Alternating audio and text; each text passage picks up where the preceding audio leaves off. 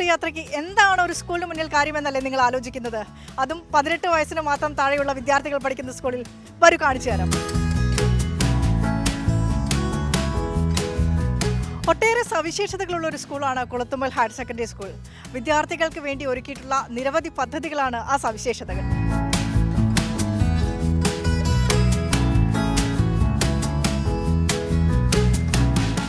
വികസന പദ്ധതികൾ തെരഞ്ഞെടുപ്പ് ലക്ഷ്യമിട്ടുകൊണ്ടാണ് എന്ന് പറയുന്ന കൂട്ടർ കാണാൻ വേണ്ടിയാണ്. വരും, ഞാൻ നിങ്ങൾക്കൊരു കാഴ്ച കാണിച്ചു തരാം. ഇത് ഈ സ്കൂളിലെ ഒപ്പം മുറിയാണ്. ഒപ്പം മുറി എന്ന് പറയുന്നത് വിദ്യാർത്ഥിനികളുടെ പെൺകുട്ടികൾക്ക് വേണ്ടി അവർക്ക് എന്തെങ്കിലും ആരോഗ്യ പ്രശ്നങ്ങളുണ്ടെങ്കിൽ അല്ലെങ്കിൽ ഒരു തളർച്ച തോന്നുന്ന സമയത്ത്, ക്ഷീണം തോന്നുന്ന സമയത്ത് റെസ്റ്റ് എടുക്കാൻ വേണ്ടി സ്കൂൾ അധികൃതർ ഒരുക്കി കൊടുത്ത ഇടമാണ് ഒപ്പം മുറി.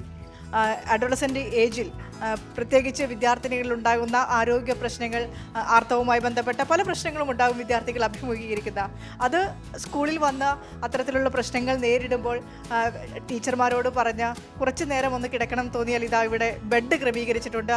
ഏതെങ്കിലും തരത്തിൽ കുട്ടികൾക്ക് എന്തെങ്കിലും അവശത തോന്നിയാൽ കുറച്ചു നേരം റെസ്റ്റ് എടുക്കാൻ കിടക്കാനുള്ള സൗകര്യമാണ് ഏർപ്പെടുത്തിയിട്ടുള്ളത്. മറ്റൊന്നെടുത്ത് പറയേണ്ടത് ഇവിടുത്തെ ഒരു ഡ്രസ്സിംഗ് റൂമാണ്. ഡ്രസ്സിംഗ് റൂമിന് പുറമെ ഇവിടെ വീൽ ചെയറും ഒരു സ്ട്രക്ചറും ക്രമീകരിച്ചിട്ടുണ്ട്. സ്കൂൾ അച്ഛൻ വിജി ടീച്ചറാണ് എനിക്കൊപ്പം ഉള്ളത്. ടീച്ചറെ, ഒരു പൊതുവിദ്യാലയത്തിൽ ഇത്രയധികം സൗകര്യങ്ങൾ എന്ന് പറയുന്നത് അത്ഭുതപ്പെടുത്തുന്നതാണ്. തീർച്ചയായിട്ടും അത്ഭുതപ്പെടുത്തുന്ന ഒരു കാഴ്ച തന്നെയാണ് നമ്മുടെ സ്കൂളിൽ നിലവിലുള്ളത്. നമ്മുടെ ബഹുമാന്യായ ഏറെ പ്രിയപ്പെട്ട MLA IB സതീഷ് അവരുടെ സ്വപ്ന പദ്ധതികൾ ഒത്തിരി കാര്യങ്ങൾ നമ്മുടെ സ്കൂളിലുണ്ട്. അതിൽ എടുത്തു പറയേണ്ട ഒന്നാണ് ഒപ്പം പദ്ധതി. ഇവിടെ ഇതാ 10 ബിയിലെ കൂട്ടുകാരായ നന്ദനയും അപർണയും ഉണ്ട്.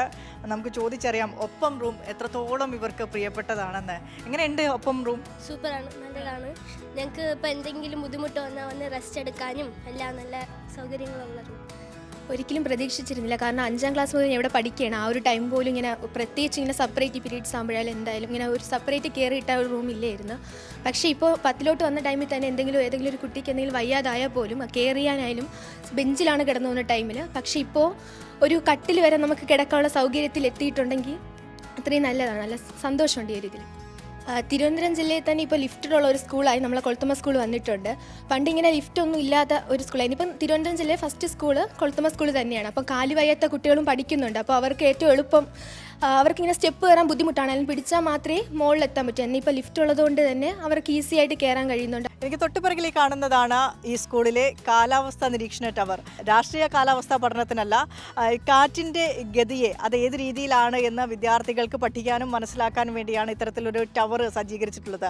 അവിടെ നിന്ന് നോക്കിയാൽ നമുക്ക് പരിശോധിച്ചാൽ രാഷ്ട്രീയ കാറ്റ് എങ്ങോട്ടാണ് വീശുന്നത്, അത് ഗതിമാറി വീശുമോ അല്ലെങ്കിൽ നേർവഴിക്കാണോ വീശുന്നത് എന്ന് മനസ്സിലാക്കാൻ പറ്റില്ല. തൊട്ടപ്പുറത്ത് ഈ സ്കൂളിൽ തന്നെ ഒരു ദുരന്ത നിവാരണ ടവർ കൂടെയുണ്ട്. അവിടെ നിന്നും വിദ്യാർത്ഥികൾക്ക് മനസ്സിലാക്കാൻ പറ്റുന്നത്, പഠിക്കാൻ പറ്റുന്നത് കാലാവസ്ഥയിൽ ഉണ്ടാകുന്ന മാറ്റങ്ങൾ, പ്രകൃതിയിൽ ഉണ്ടാകുന്ന മാറ്റങ്ങൾ, വലിയ ഇടിമിന്നലോ മഴയോ അത്തരത്തിലുള്ള പ്രകൃതിയിലുണ്ടാകുന്ന മാറ്റങ്ങൾ അത് മുൻകൂട്ടി വിദ്യാർത്ഥികളെ അറിയിക്കാനുള്ള ഒരു അലാം സംവിധാനമാണ് ദുരന്ത നിവാരണ ടവറിൽ ഒരുക്കിയിട്ടുള്ളത്. ഇത് ഈ സ്കൂളിലെ മറ്റൊരു സവിശേഷതയാണ്. അമ്മക്കിണർ എന്നാണ് ഇവർ ഇതിനെ പേരിട്ട് വിളിക്കുന്നത്. അമ്മയുടെ സ്നേഹം പോലെ ഉറവ പറ്റാത്തൊരു കിണറാണ് എന്നാണ് മാഷുമാർ മാത്രമല്ല കുട്ടികളും ഇതിനെക്കുറിച്ച് പറയുന്നത്. മാഷേ, ഈ അമ്മക്കിണർ എന്നൊരു പേരിലേക്ക് എങ്ങനെയാണ് എത്തിയത്?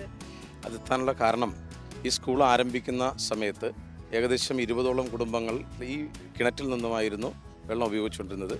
പിന്നീട് സ്കൂളിന് വേണ്ടി വസ്തു വാങ്ങിയ സമയത്ത് ഈ കിണർ അത് ഒരു സ്മരണയായിട്ട് ഇതിനെ നിലനിർത്താൻ വേണ്ടി തീരുമാനിച്ചു. അപ്പോൾ ഇതിൽ ഇഷ്ടംപോലെ വെള്ളം ഉള്ളതുകൊണ്ട് നശിപ്പിക്കാതെ തന്നെ ഇതിനെ നിലനിർത്തുന്നു.